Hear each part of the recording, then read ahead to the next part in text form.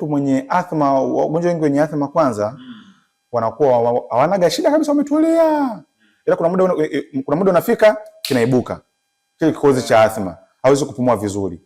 Sio wakati wote. Watibia kishaanza kukoa, yani ameanza huyo aachi.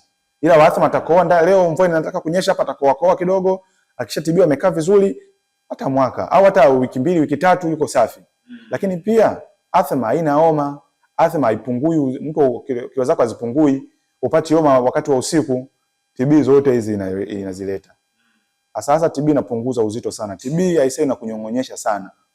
Unaona, tofauti na magonjwa mengine kama asthma, kama pneumonia, kama emphysema, ya chronic bronchitis au magonjwa mengine haya ya COPD.